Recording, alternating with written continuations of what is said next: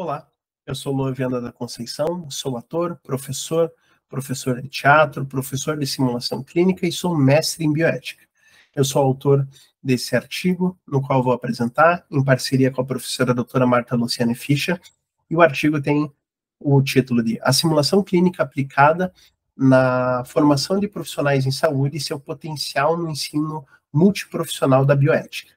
Esse artigo, ele nasceu como o primeiro passo do meu processo de mestrado, da minha dissertação de mestrado, na qual eu comecei a indagar algumas questões de como que estava sendo utilizada a simulação clínica de fato na rede de ensino, como que os professores estavam conseguindo se ajustar às metodologias ativas, aplicando no ensino da saúde, como que a bioética poderia estar envolvida nesse processo, tanto que no início desse artigo, no momento do início desse artigo, era impossível você conseguir recuperar qualquer artigo colocando bioética e simulação clínica. Então, mas como será que existe um potencial desse ensino para a bioética? Então, a pergunta norteadora da nossa pesquisa foi: como a simulação clínica está sendo aplicada no ensino da saúde? Então, com essa pergunta, nós desenvolvemos 4 hipóteses, vamos chamar DH1, DH2, DH3 e DH4. Todas as referências vão estar no final da apresentação. Considerando na H1, considerando que as pesquisas atuais que atestaram a incipiência e dificuldade na utilização de metodologias ativas no ensino superior da área de saúde no Brasil, tem-se como hipótese que o mesmo padrão será encontrado em técnicas de simulação clínica. Afinal, simulação clínica é uma ferramenta do processo maior de metodologias ativas, então provavelmente ela tenha uma baixa quantidade de utilização, principalmente aqui em campo nacional. H2. Tendo em vista as inferências de que o ensino superior tem apropriado as metodologias ativas no desenvolvimento de competências como autonomia, como senso crítico, como cooperação, tem-se como hipótese que a simulação clínica aplicada à saúde irá compor esse cenário também, buscando esse tipo de processo de aprendizagem, já que o aluno vai estar colocado na prática ali dentro do cenário para conseguir tomar uma decisão frente a alguma situação, promovendo esse processo de autonomia. H3, que partindo dos resultados demonstraram que o uso do teatro como recurso pedagógico envolveu baixa adesão de pesquisadores na avaliação do potencial de desenvolvimento de competências.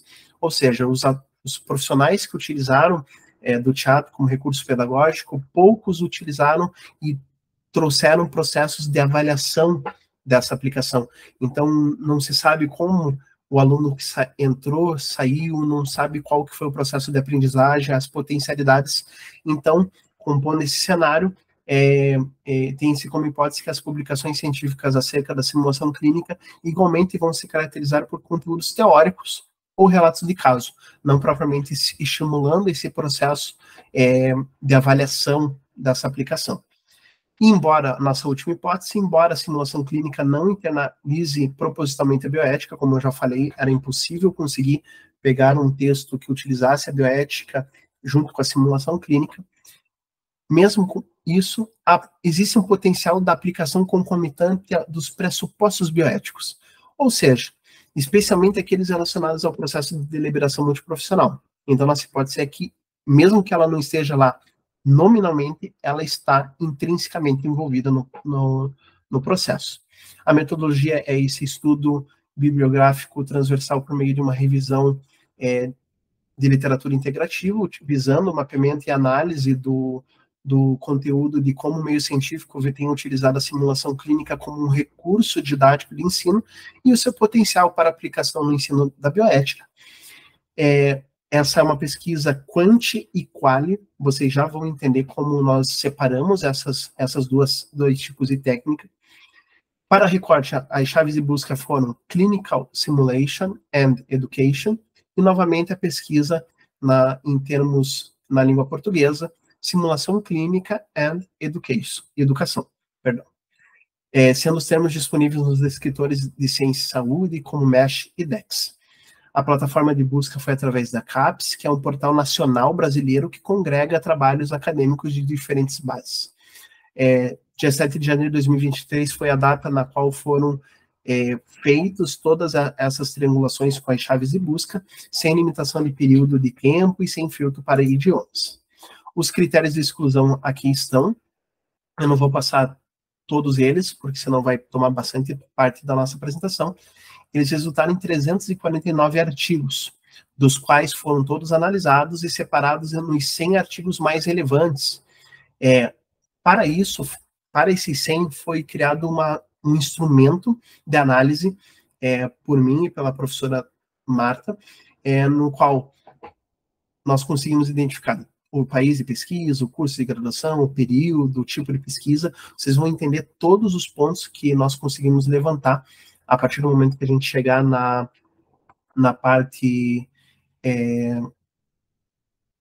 do processo de resultados, mas não parando por aí os critérios de exclusão. Excluímos mais os trabalhos que não desenvolveram trabalho prático, estudos que não desenvolveram exclusivamente na graduação, então não tiramos todos que estavam em pós-graduações, porque o nosso intuito é no momento de formação desse profissional.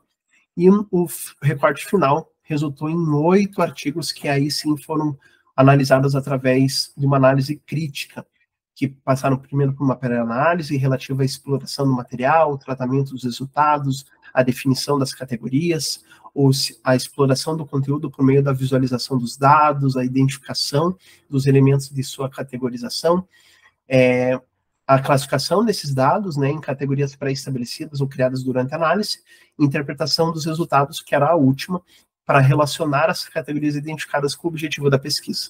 Então, devido a essa natureza quanti e qualitativa da pesquisa, a categorização inicial dos 100 artigos mais relevantes da pesquisa, esse montante foi submetido a um teste de homogeneidade na distribuição dos valores e das subcategorias de cada uma dessas categorias, por meio do teste do Q-quadrado, dando uma confiabilidade de 95%, e a etapa final de análise dos 8 artigos foi feito a amostra de cunho qualitativo, que seguiu essas etapas aqui acima. Aqui estão nossos resultados, então aqui desse lado esquerdo vocês podem ver o resultado da parte quantitativa, dos 100 resultados mais relevantes.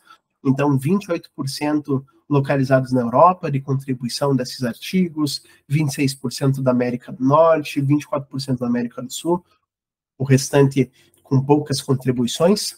É interessantíssimo que dos 24%, 81,8% das publicações são referentes a publicações brasileiras, o que já nos surpreendeu no processo que nós estávamos já fazendo essa análise desses dados. Os cursos de graduação que mais participaram ali foram o curso de enfermagem e o curso de medicina. O período dos cursos está muito bem distribuído, pouco no primeiro e no segundo período, que são períodos mais teóricos de todos os cursos da área de saúde. O restante, todos eles estão equilibrados, embora ainda 42% não mencionaram em qual período da faculdade estavam sendo aplicados os estudos. 93% das pesquisas foram práticas. Das técnicas simulatórias, 58 utilizaram o processo de roleplay, que se preocupa ali na utilização somente dos alunos ou dos professores ou de funcionários próximos ali. Então, o professor assume o papel do paciente ou o próprio aluno o papel de paciente, e daí o professor faz o atendimento para que seja visto um tutorial, ou um outro aluno faz o atendimento para que seja entendido o processo ali de atendimento. Então, o roleplay foi a que mais apareceu como técnica, simulação híbrida com 15%, atores profissionais com 11%, o restante tudo abaixo de 10%. Dentro das aplicações práticas, 83% tem a ver com a aplicação de técnicas e práticas clínicas, então, mais relevantes ali da prática do atendimento de consultório mesmo. E a avaliação prática dos artigos, 55 não mencionaram nenhum tipo de preocupação de avaliação de como os alunos saíram, como que se deu, foi apenas relatos de caso. Aqui no lado direito é a parte da análise crítica dos textos, que foram aqueles 8 textos que eu já havia mencionado, que foram separados entre as potencialidades da prática, as limitações da prática, os aspectos éticos e os pressupostos bioéticos. Aqui é interessante que cada ponto aqui colocado se refere a um artigo, então 3 artigos estão falando que usam de potencialidade o treinamento de técnicas de atendimento de entrevista através da simulação clínica, obviamente, o aumento de capacidade de tomada de decisão, se formos ver aqui na alimentação, o custo alto, a dificuldade de acessar profissionais capacitados, baixa qualidade de participantes, os aspectos éticos. 4, utilizando a reflexão empática, fortalecimento. 3, no fortalecimento da relação profissional-paciente. Aqui na pressupostos bioéticos, muita combinação com os pressupostos bioéticos. Então, 4, trabalhando a tomada de decisão em situações conflituosas. 4, falando da compreensão da realidade do paciente. 4, do reconhecimento de situações geradoras de vulnerabilidade. Então, trouxeram muitos dados importantes para o nosso processo de discussão. Então, nossa H1, referente à baixa prevalência de produções acadêmicas em âmbito nacional brasileiro, ela não se confirmou, já que 82% praticamente das contribuições da América Latina fizeram parte da América do Sul, são obras brasileiras, então, equivalentes a obras de países como América do Norte, da Europa. Lumertz e Fischer trouxeram que processos de simulação que envolvam o trabalho de ator não devem ser minimizados ou simplesmente substituídos. A tal deliberação é fortalecida pelos dados da pesquisa que evidenciam que a preferência da simulação clínica através do roleplay ou de atores profissionais ao uso de manequins, ou seja, os alunos que foram avaliados posteriormente nos artigos demonstraram que eles preferiram o uso da simulação com ou colegas, ou professores, ou atores profissionais do que os próprios manequins tecnológicos, caros, demonstrando esse interesse do uso da ferramenta. H2 foi sustentada, já que a maioria dos artigos foram relativos às práticas realizadas no ensino superior. Meirelles já tinha nos alertado, né, que as alterações nas diretrizes curriculares nacionais mostraram incentivo ao uso das metodologias ativas, embora França e Macanara estavam mostrando que estava incipiente o uso das temáticas, principalmente nas pós-graduações nos últimos 16 anos. Então, como já mencionado, o fomento grande através do curso da enfermagem, com 69% das publicações, 42% dos estudos não mencionaram os períodos, porém, os que mencionaram demonstraram a formação equilibradamente, então, potencializando essa capacidade de adaptação da ferramenta. A nossa hipótese 3 foi confirmada, uma vez que mais da metade dos textos científicos recuperados correspondiam a relatos de experiência, sem propriamente uma avaliação do processo desenvolvido, processo que já foi apontado por Brito e por Mesquita na importância desses processos educativos, desenvolvendo métodos de validação para a gente conseguir entender os potenciais, as limitações.